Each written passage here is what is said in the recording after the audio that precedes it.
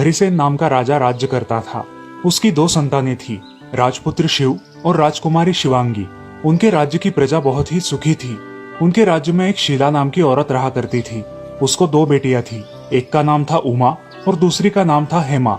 वे दोनों भी बाहर जाकर काम किया करती थी, लेकिन उनकी माँ उन्हें बाहर के काम करने से मना करती थी। वो दोनों अपनी माँ को काम करता देख बहुत दुखी होती थी। हमें हमारी माँ की मदद करनी चाहिए। हाँ दीदी, लेकिन हम कैसे माँ की मदद कर सकते हैं? अरे हिमा, पिछले साल मैंने जिस जादूगरनी के यहाँ काम किया था, उसने मुझे एक वरदान दिया था कि मैं एक विशाल वृक्ष में बदल सकती हूँ। चलो हम आजमाते हैं। उसके लिए मुझे एक पानी का घड़ा और 1 कटोरी गुलाब की पंखुड़ियाँ लगेंगी। जाओ, तुम लेकर आओ। हेमा सारा सामान ले आती है। अब हेमा, तुम मेरे ऊपर ये गुलाब की पंखुड़ियाँ डालो और मैं एक बहुत बड़े फूल वाले वृक्ष में परिवर्तित हो जाऊंगी। और तुम मेरे फूल बहुत ही सावधानी से तोड़ना। किसी भी पत्ते या टहनी को कोई नुकसान नहीं होना चाहिए। ठीक है दीदी। उमा अब नीचे बैठ जाती है और मन ही मन कोई मंत्र पढ़ती है। तब हेमा उसके बदन पर गुलाब की पंखुड़ियाँ डालती है।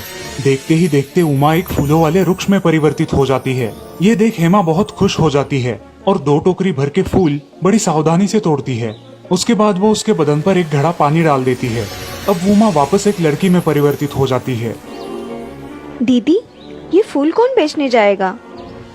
मैं जाती हूँ नगर में फूल बेचने के लिए। अब उमा राजमहल के बाहर फूल बेचने खड़ी हो जाती है। फूल ले लो, फूल, ताजा ताजा फूल ले लो। तभी उसकी आवाज शिवांगी सुन लेती है और शिवांगी अपने माँ के पास चली जाती है। माँ, मुझे एक सुंदर फूल दिखे हैं। वो बेचने एक लड़की बाहर खड़ी है। क्या मैं उसे महल में बुला लूं? हाँ, बुलाओ। तभी शिवांगी नौकरों से कहकर उमा को अंदर बुलाती है। नमस्ते महारानी, आपने बुलाया? हाँ, हमने बुलाया आपको।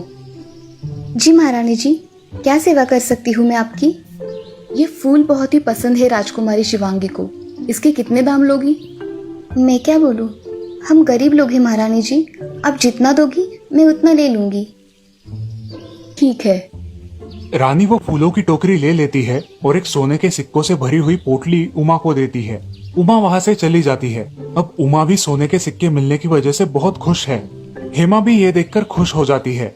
अब दोनों भी प्रतिदिन फूल निकाला करती थी और उन्हें बाजार में जाकर बेचा करती थी। राजकुमारी भी लगभग हर रोज वो फूल खरीदा करती थी। ये फूल हर रोज कौन लाता है? ऐसे फूल तो मैंने कहीं नहीं देखे। मुझे इन फूलों का पेड़ देखना है। राजकुमार, हमारे यहाँ ये फूल एक लड़की लेकर आती है। मुझे पता नहीं कि वो फूल कहाँ से लाती है, मगर हाँ, उसके घर का पता मुझे पता है। इन सुंदर फूलों का पेड़ तो देखना ही चाहिए। अब राजकुमार घोड़े पे सवार होकर उमा के घर पहुंच जाता है।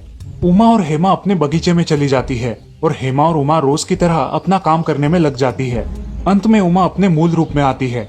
राजकुमार ये सब देख लेता है और उमा की सुंदरता पर फिदा हो जाता है। वो राजमहल आकर अपने पिता से कहता है, पिताजी, आज मैंने एक लड़की को देखा है और मुझे वो बहुत पसंद आई है। आपको कोई लड़की पसंद आई है यानी कि वो काबिले तारीफ होगी। हम कल ही उसके घर वालों से बात करेंगे। धन्यवाद पिताजी। अब महाराज अपने सैनिकों को बुलाकर उसकी माँ को महल आने के लिए बोलते हैं और सैनिक शीला के घर जाकर उसे बुलावा भेजते हैं। उमा, हेमा, जल्दी बाहर आओ। महल से बुलावा आया है। फूल वाली लड़की कौन है? मुझे कोई बताएगा ये क्या हो रहा है? तभी हेमा और उमा माँ को उनका फूल बेचने का किस्सा बताती है। ये सुनकर उनकी माँ बहुत दुखी हो जाती है और अगले दिन क्या होगा इस चिंता में डूब जाती है। अगले दिन सुबह शीला राजमहल में गई। तब महाराज और महारानी एक मेज पर बैठे हुए थे और किसी का इंतजार कर रहे थे। शीला महल में आई। महाराज, क्या सेवा कर सकती हूँ मैं आपकी? कुछ गलती हुई है मुझसे? अरे आइए आइए, बैठिए। हमने आपको आज कुछ खास काम के लिए बुलाया है। कैसा काम महाराज? हम हमारे राजकुमार शिव के लिए आपकी बेटी उमा का हाथ मांग रहे थे। क्या आपको ये रिश्ता मंजूर है? महाराज, हम ठहरे गरीब लोग, हमारी और आपकी बराबरी कहाँ? हमें सिर्फ आपकी बेटी चाहिए, बाकी का मैं संभाल लूंगा। ये तो मेरे लिए गौरव की बात है महाराज कि मेरी बेटी आपके यहाँ शादी करके आएगी।